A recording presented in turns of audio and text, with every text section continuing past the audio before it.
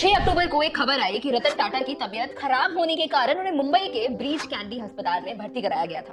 खबर आग की तरह पूरे देश में फैल गई। इसके कुछ देर बाद रतन टाटा की तरफ से सोशल मीडिया पर एक बयान जारी किया गया कि वह रेगुलर चेकअप के लिए अस्पताल आए हैं, उनकी सेहत स्वस्थ है और वह ठीक है। इस खबर के बाद लोगों ने थोड़ी राहत की सांस ली।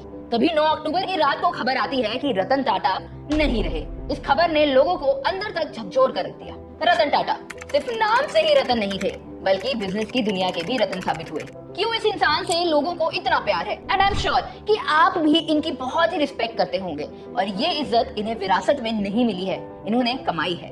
हर महान व्यक्ति की एक कहानी होती है, एक ऐसा सफर जो चुनौतियां, सपनों और दुनिया को बदलने के इरादों से भरा होता है। नमस्कार दोस्तों, मैं हूं मानसी और मैं लौट आई हूं एक नई वीडियो के साथ, जहां पर आज हम श्री रतन टाटा जी के बारे में बातें करने वाले हैं। मैं जानती हूं आप में से बहुत लोगों ने बहुत सारी कहानियां इनके बारे में सुनी होगी, स्पेशली उनके निधन के बाद और ज्यादा उनके बारे में जानकारी आ रही है।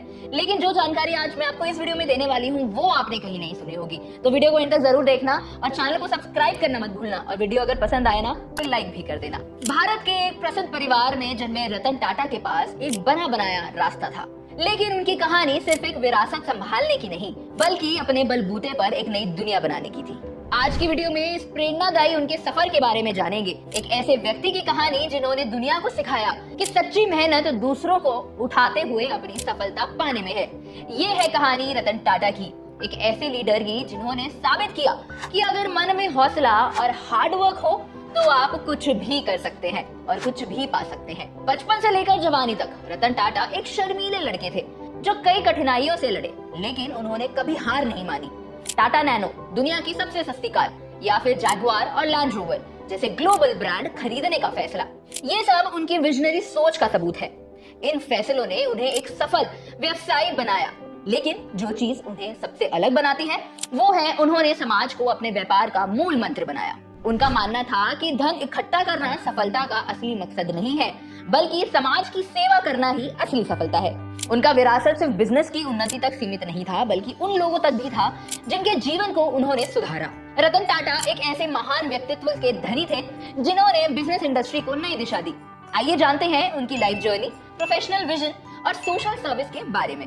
हाल ही में हुए रतन टाटा के निधन के बाद आपके मन में जो सबसे पहला सवाल आ रहा होगा कि अब इतने बड़े एम्पायर का उत्तराधिकारी कौन बनेगा? उत्तराधिकारी का सवाल बहुत अटकलों का विषय था कि इस विशाल साम्राज्य यानी 3800 करोड़ के टाटा समूह की कमान कौन संभालेगा। तो आपको मैं बता दूं कि उत्तराधिकारी की योजना पहले से ही चल रही थी। अब टाटा ट्रस्ट को नया चेयरमैन भी मिल गया है। रतन टाटा के निधन के बाद टाटा ट्रस्ट का नया चेयरमैन उनके सौतेले भाई नोएल टाटा को नियुक्त किया गया है। इसके अलावा 67 साल के नोएल टाटा सर रतन जी टाटा ट्रस्ट और सर डोराबजी टाटा ट्रस्ट के भी हेड होंगे। नोएल टाटा चेयरमैन चुने जाने से पहले भी इन ट्रस्ट में ट्रस्टी के तौर पर शामिल थे। ज्यादातर लोगों को टाटा ट्रस्ट के नए चेयरमैन या फिर रतन टाटा के उत्तराधिकारी नोएल टाटा के बारे में ज्यादा जानकारी नहीं है। तो आइए जानते हैं कि रतन टाटा के सौतेले भाई नोएल टाटा कौन है, कहां से इन्होंने पढ़ाई की है और इनके पास कुल कितनी संपत्ति है। नोएल टाटा रतन टाटा के पिता नवल टाटा की दूसरी पत्नी सिमोन नवल टाटा के बेटे हैं, यानी कि रिश्ते में रतन टाटा के सौतेले भाई। रतन टाटा के सौतेले भाई नोएल टाटा भी एक बड़े बिजनेसमैन और करोड़ों की संपत्ति के मालिक हैं। Noel Tata international limited, Tata investment corporation limited, Voltas limited के अध्यक्ष हैं और नोएल टाइटन कंपनी लिमिटेड के उपाध्यक्ष भी हैं। वे 11 साल तक ट्रेंड्स लिमिटेड के मैनेजिंग डायरेक्टर भी रह चुके हैं। बात करें नोएल टाटा की एजुकेशन की, तो उन्होंने यूके की यूनिवर्सिटी ऑफ ससेक्स से ग्रेजुएशन की है। इनके अलावा फ्रांस के इंसीड बिजनेस स्कूल में उन्होंने इंटरनेशनल एजुकेटिव प्रोग्राम भी किया है। चलिए अब रतन टाटा जी की शुरुआती लाइफ के बारे में बात कर लेते हैं। रतन टाटा का जन्म 28 दिसंबर 1937 को मुंबई में हुआ। वे जमशेदजी टाटा के पड़पौत्र यानी उनके बेटे के पोते थे। रतन टाटा के माता पिता का तलाक हो गया था।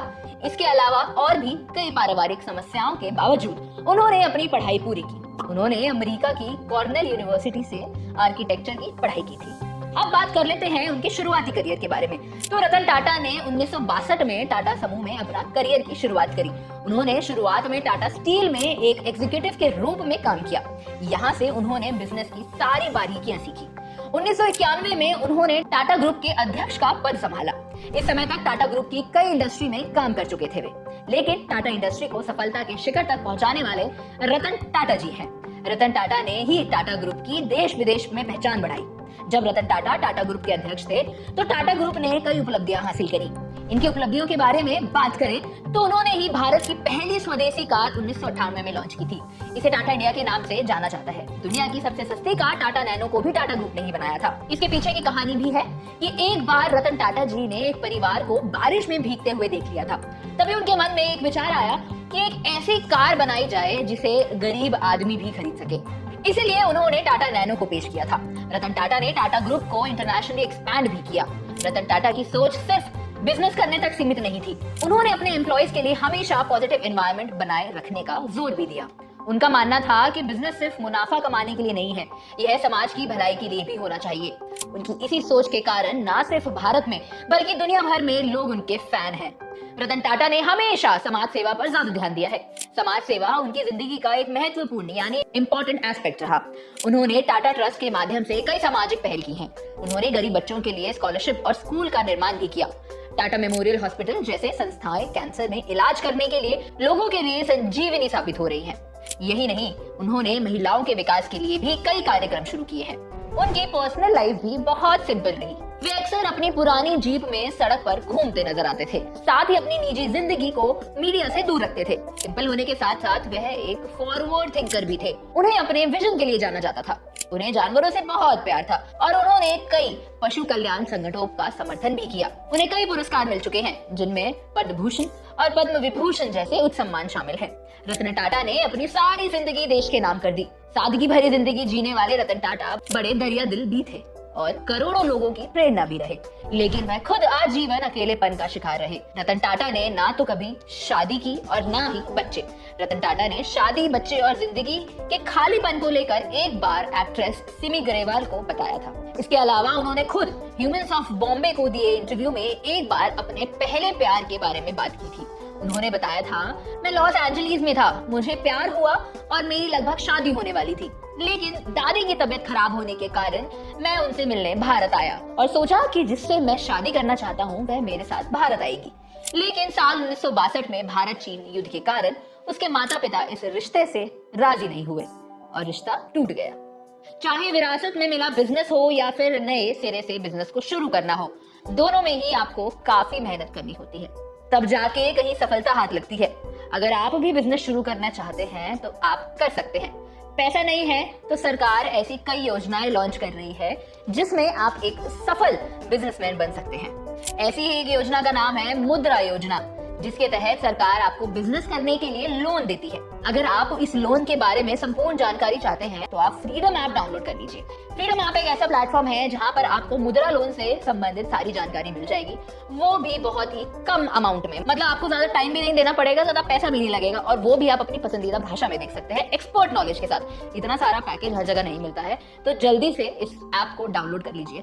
ऐप डाउनलोड करने का लिंक मेरी चैनल प्रोफाइल और डिस्क्रिप्शन दोनों पर ही आपको मिल जाएगा और इसी के साथ साथ आपको मुद्रा लोन कोर्स का लिंक भी मेरे चैनल प्रोफाइल और डिस्क्रिप्शन पर मिल जाएगा। तो ये थी पूरी कहानी रतन टाटा जी के बारे में। मैं उम्मीद करती हूँ कि आपको ये बातें पसंद आई होंगी, ये कहानी पसंद आई होगी। अगर आपके कोई भी सवाल होते हैं, कोई जवाब आप देना चाहते हैं या आपका कोई सजेशन रहता है मेरे लिए, तो वो आप मुझे कमेंट सेक्शन में लिख सकते हैं। चलिए, मैं मानसी मिलती हूँ आपसे अगली वीडियो में।